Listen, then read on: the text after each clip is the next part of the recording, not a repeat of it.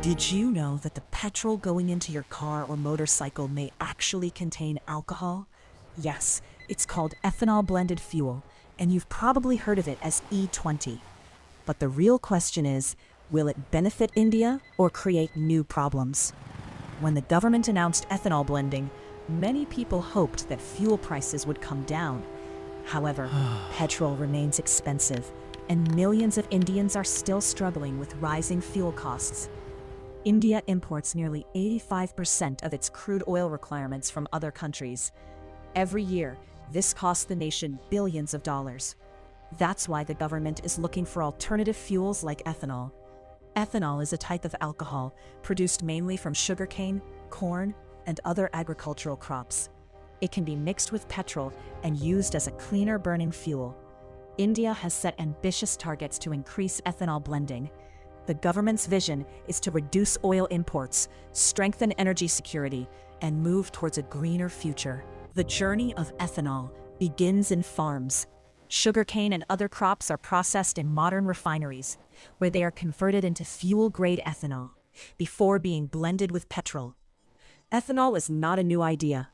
During the oil crisis of the 1970s, Brazil adopted ethanol on a massive scale and became one of the world's leading producers of biofuel.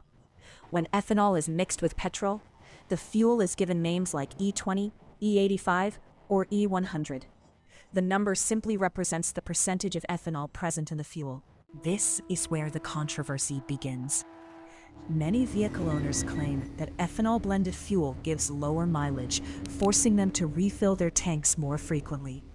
India's roads are filled with millions of older vehicles. Many of these engines were never designed to run on higher ethanol blends, raising concerns about wear and long-term reliability. From motorcycles to small cars, a large portion of India's vehicle fleet still uses older technology. This makes the nationwide transition to higher ethanol blends a major challenge. On the positive side, ethanol production has created a new market for sugarcane farmers. Increased demand for crops can improve rural incomes and support the agricultural economy. But there is another side to the story. Sugarcane is a water-intensive crop. Experts warn that expanding its cultivation could increase pressure on India's already stressed water resources. Should crops be used to feed people or power vehicles?